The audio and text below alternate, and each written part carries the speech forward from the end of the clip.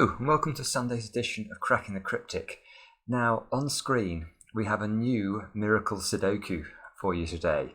This has been constructed by Ard van der Wetering, the brilliant constructor from the Netherlands, and it's his response to Mitchell Lee's original version of the Miracle Sudoku, which appeared on the channel about a week ago, and that video is flying high because I think it's just so extraordinary that people can't really believe it has a unique solution. I certainly couldn't believe it when I first saw Mitchell's construction. Let's remind ourselves what that looked like. This was Mitchell's construction. I still laugh when I see it, but you can see we've got a 1 and a 2 sort of spaced out across the middle box.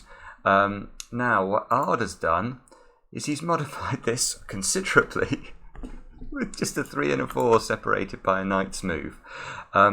So I'll remind you of the rules in a moment, but firstly what I want to do is run you through, we're having an epic day on Patreon today actually. So the first thing I want to tell you about is a fascinating puzzle. This is a puzzle from Hugo Schneider, and a few weeks ago now we showed you one of his puzzles, which was an irregular 6x6 Sudoku where you had to construct the regions yourself. And we ran a competition based on that puzzle, and it was very, very popular. And Kurt got to thinking, well, I think I could make something even harder. And this is what he's come up with. He calls this the Nightmare. And this is a 6x6 in which you have to construct the regions again. And there are diagonal constraints in this puzzle, so you need to put 1 to 6 on the 2 leading diagonals as well. And these little arrows mean that these are pointing to the smaller of the 2 cells. So in this instance, this square here would have to be less than this square, and this square would have to be less than this square. And this is solvable. You just need to work out how.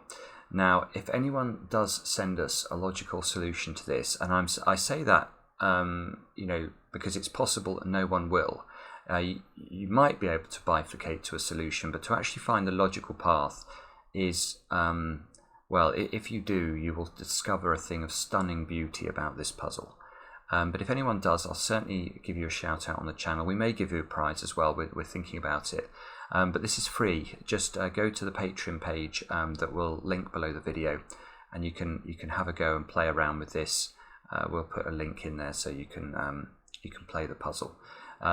It's worth giving it some time, but don't get disheartened if you can't see how to solve it. It is genuinely a nightmare. It is incredibly difficult. Now, so that's one of the things we've got on Patreon today. Now, for what else have we got? Well, we've got Mark's most recent cryptic crossword solve. So each month he tends to try this ludicrously hard puzzle that appears in the Times newspaper. There's almost no words that you'd recognise as being English words, but he has a go at that, and that is available for you guys who are patrons of the channel. Any $2 or above patron can access that video, and for those of you who are $3 patrons, we have our video showing you how to solve the monthly reward puzzle. That is also live on Patreon today. So 3 new things on Patreon.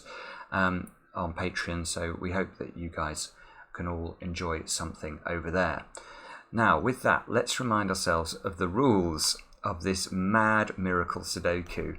So what we have to do is we have to remember that you can't place a digit, a knight's move, away from another digit. So if this 3 here can obviously see these squares, these squares, these squares, those squares, they would be a knight's move in chess away from the 3 squares. So they cannot contain the digit 3.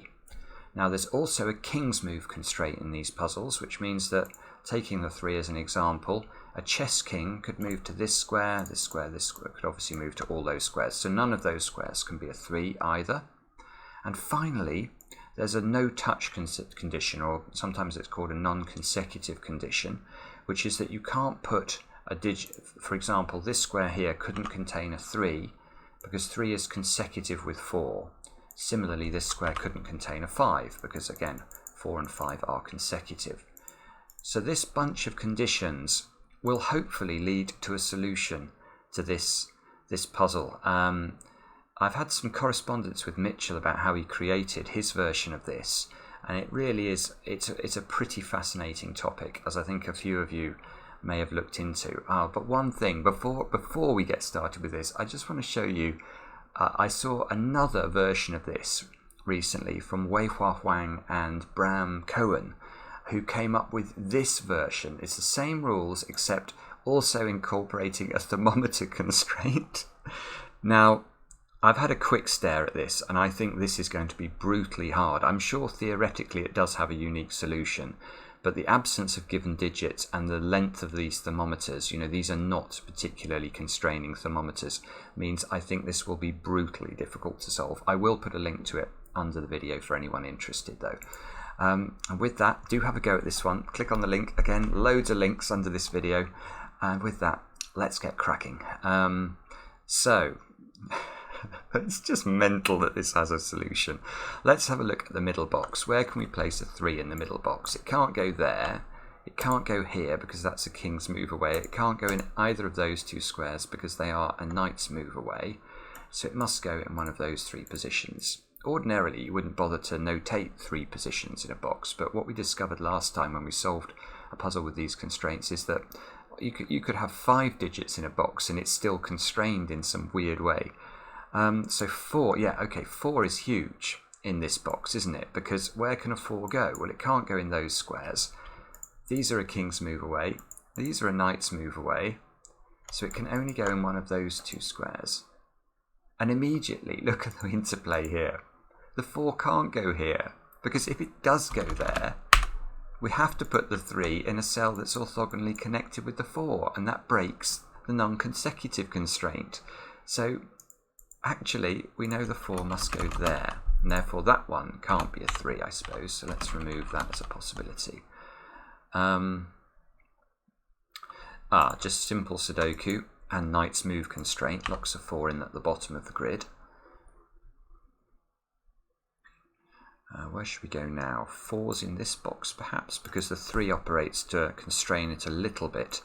Can't place 4's there. Can't place 4 here because of king's move, knight's move, consecutive.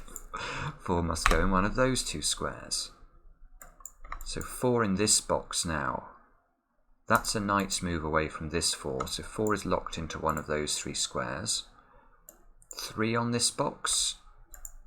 That's a king's move, a knight's move, a knight's move. So 3 must sit in one of those squares. Now, is there an interplay there? Yes, there is. Look, this square can't be a 3 because it then will be next to a 4.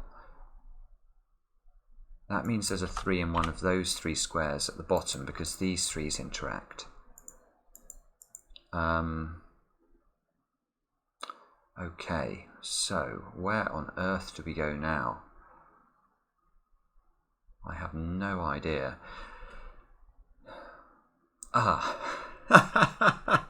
Yes, I do have an idea, but it's mad.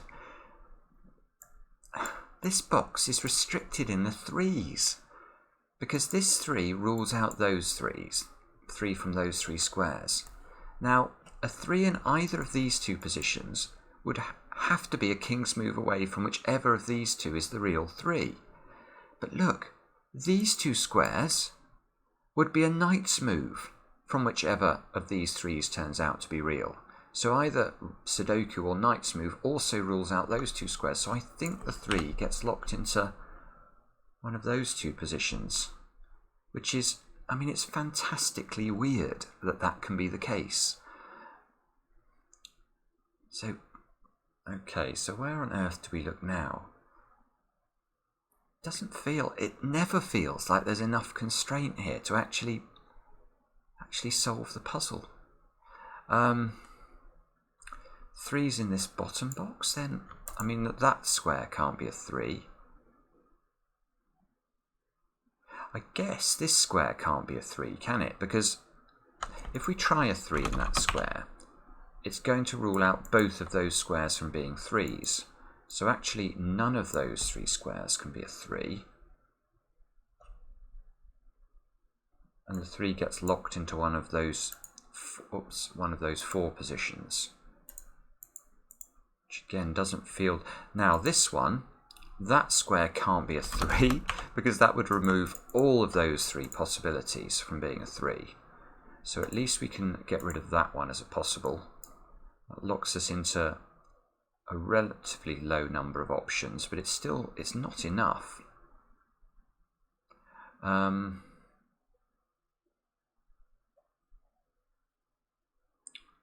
feel like I must be missing something here, because there just doesn't seem to be enough information to solve this puzzle. How can we make progress here? Maybe I've got to... Is it 4s in this box? I suppose that 4 does reach the box there, so those squares can't be 4. That can't be a 4 because it would be adjacent to a 3. No, that doesn't look brilliant, does it? One of those 4 squares has to be a 4. Okay, so where on earth do we look now? Maybe this box? 4s can't go in here, here.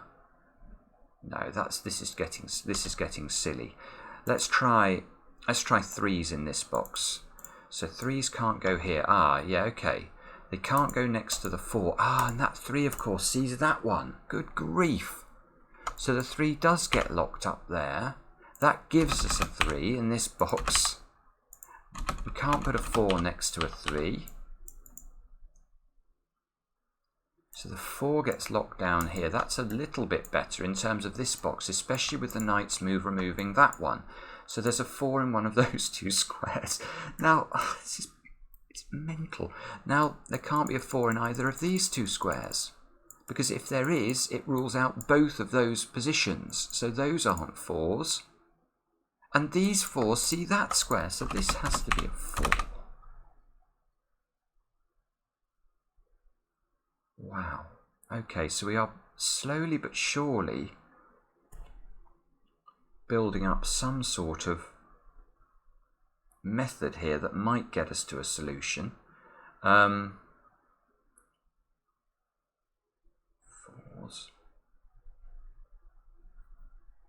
So now there can't be a 4 in either of those squares, or either of these squares, because of these 4s and these 4s and the way they interact on this box.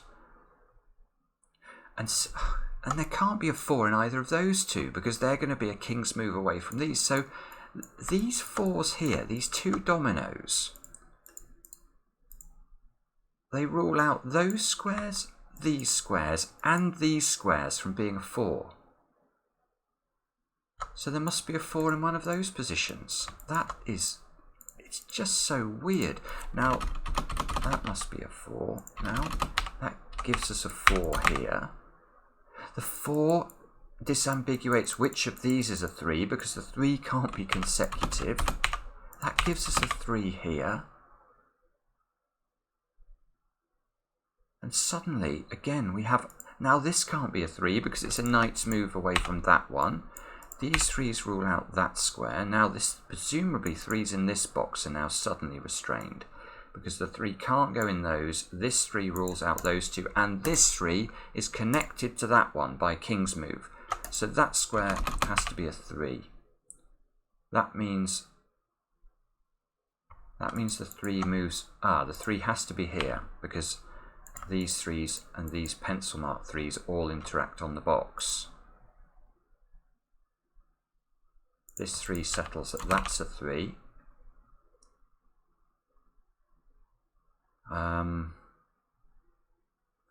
Okay, so can we...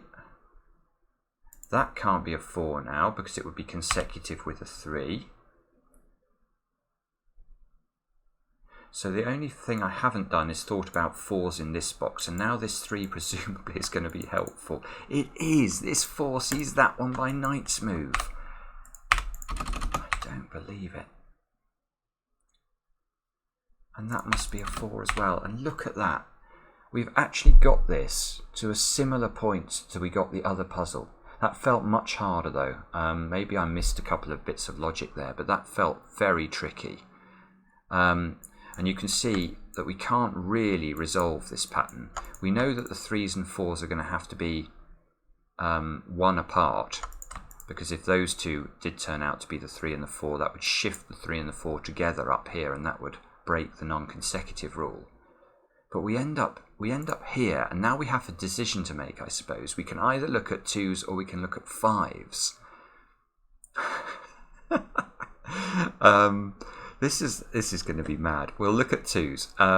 So I'm going to highlight all the squares in the grid that I think could possibly be a 2. So we can't put a 2 in either of these squares, look, because then they will be consecutive with 3. So we can rule out all of those squares. Anything next to a 3 orthogonally we can rule out. So there are a few restrictions. Look, that box is quite good. Can rule out all but those 3 squares there. That one, these 2. So here there's all sorts of possibilities. Here there's all sorts of possibilities as well. Now I ask you, what sort of witchcraft makes you think that you could look at this pattern and in any way resolve it? It is... How can we get anything from this?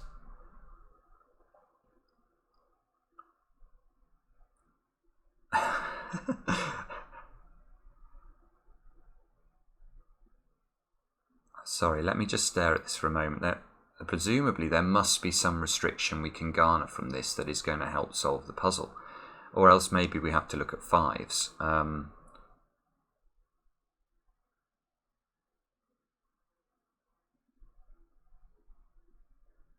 This little square here, look. That one. That cannot be a 2. Because if it is, it sees these 2 squares in its row, and that one by knight's move, and we could no longer place a 2 in there. So we are able to eliminate one of these 2s. Now here, this square.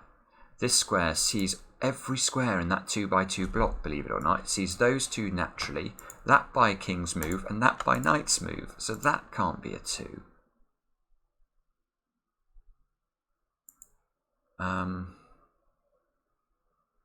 Now, can we do anything better than that?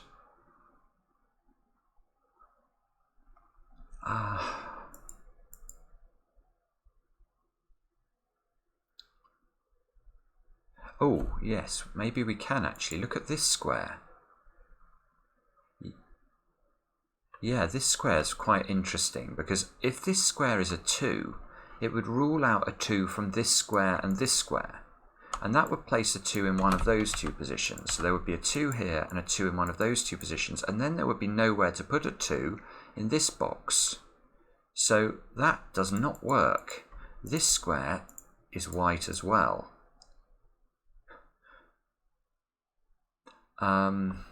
Is that helpful? No, look, this one. That can't be a 2. It can't be a 2. It rules out that one. This one by king's move, those 2 by knight's move, and there wouldn't be anywhere to place a 2 in the middle box. This one can't be a 2, because that sees those 2 by knight's move, that by Sudoku, and that by king's move. Now this one is getting better now. Sure, yes, that square now can't be a 2. It sees these 2, and that one by knight's move. Come on, we must... Yes, this square now can't be a 2 because it sees these 2 and that one by knight's move. And we keep getting these sort of L-shaped regions now, which might give us a hope of solving the puzzle. Yes, this one. That can't be a 2 because it sees those 2 by knight's move, that one by king's move. And we create another R-shaped region or L-shaped region. So, sorry, let me just stare at this again. Yeah, here we go. So, if we look at this box, we've managed to lock the 2 into row or column 1 and column 2. Look at this box, we've done the same thing. So we know that none of these squares can be a 2, so the 2 must be in box 1 in column 3, and therefore it can't be in those 2 squares. Now that's huge, because finally we've got a domino, and dominoes are relatively easy to disambiguate. This now can't be a 2, look, because if it is, both of those squares are ruled out. This is a domino, so that one can't be a 2. This one can't be a 2. Now look, we've locked the 2 into column 9. This one can't be a 2. So now the 2 is in column 7 in box 9, which has lots of effects. Look, firstly, this square can't be a 2. Secondly, that one sees both of those by knight's move. That can't be a 2. That can't be a 2. Goodness me. Look at the first rows of the grid. In this box, we've locked the 2 into rows 1 and 2. In this box, we've locked it into rows 1 and 2. Those can't be 2s. This, we have got a 2. This can't be a 2 now because it's connected. This has to be a 2. It is unbelievable, isn't it? It's just madness. Now that must be the 2. This must be the 2. This 2 sees all 3 of those. That's 2. This is 2. This is 2. And this is 2. And we've done all the 2s in the grid. Goodness me. This 2 sees that square. That can't be a 3 anymore. That fixes the 3 and the 4. The 4 and the 3 get fixed at the bottom as well.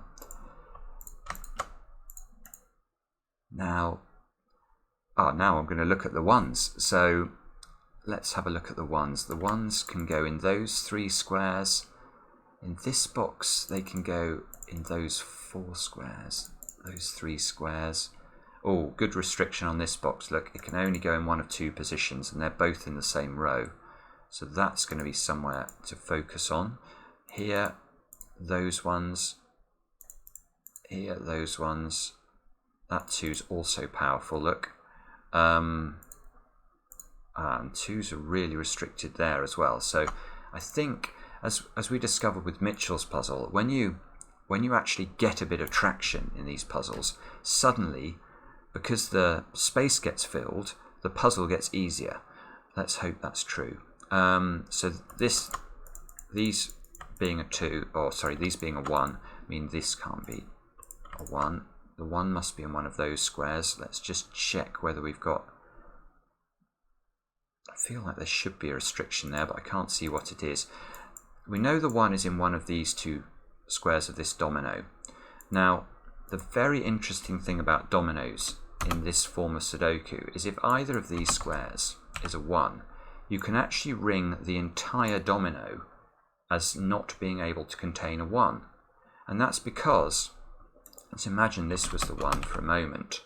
This one sees all of those squares by king's move, but also all of those 3 squares because of the knight's move and normal Sudoku rules. So actually, you can always do this sort of big yellow ring around a domino. And that is going to be massive here because that means neither of those squares can possibly be a 1. Which places a 1, look. That places a 1 because of we can't have a king's move constraint. That places the 1 here, the 1 here. Well, it would have placed the 1 there if I could actually press the right button. 1 here. This square can't be a 1 because it would rule out both of those. That can't be a 1 either, so the 1 must live here. That places the 1 there, and the 1 goes there, and we've done the 1s.